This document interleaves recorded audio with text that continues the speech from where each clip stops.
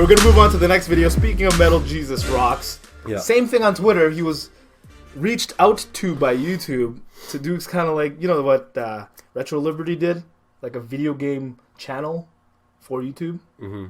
And you hear about this? Let's just look at it. What? No, I'm like looking at you. Like, YouTube reached out to him and asked him if he wanted to do a video game show. Oh, okay. So YouTube, the company, Google. Yes, Google. Said, hey, we'll give you... And they've been known to do this with people, right? Mm-hmm. They've reached out to talent like Casey Neistat.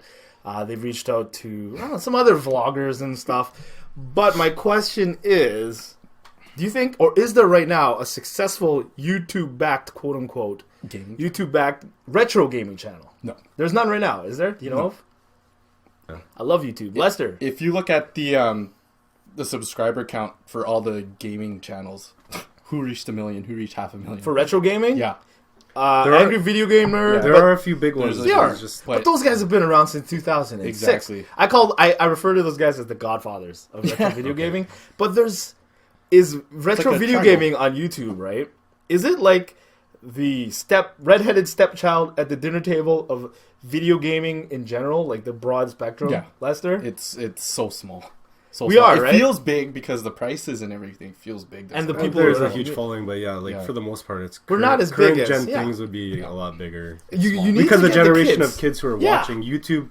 You talk to like my nephews or like just younger generation of kids like in their early teens right now. They don't watch TV. No. We grew up on TV and like cartoons and commercials and all that stuff. They watch YouTube. YouTube is their TV.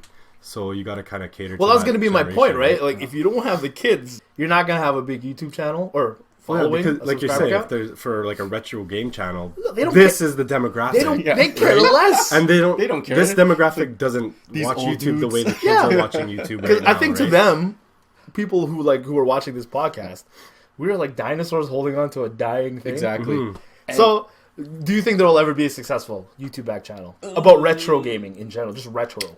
Strictly retro? Yes or no?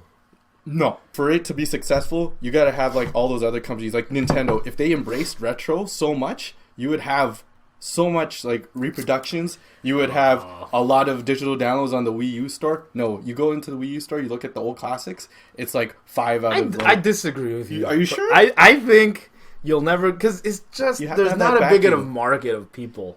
But they're not pushing it hard enough, though. Even if they did, I don't think it would matter. Because I don't think it would matter. You can't cater to, like I said, this demographic. No, like you need a broader... the 30-plus-year-old gamer. Is that what we are? Yeah. We are. Speak for yourself. Like 21, like forever 21. Like you said, if anyone has a chance, I guess he does. Did he agree to it? I don't know what's going on. I'm gonna follow him on Twitter. Yeah, I've seen like, do they give him videos, but I don't know free equipment. Like I said, no. They give him some promotion tips. They like to meet with you and see what your planning is. That's cool. I think when I know Retro Liberty was like posting and people were asking them questions about how it works, like one of their comments was like, "Oh, they cover like our gas money type thing," you know? Yeah. I don't know. It's and then it gives you a little more freedom to do what you want to do. They do it with other right? people, and they'll connect. Like my favorite one was when they had Unbox Therapy and TLD, Fast Lunch Dinner. They're like consumer electronic review shows, and they YouTube merged them together for a few videos, and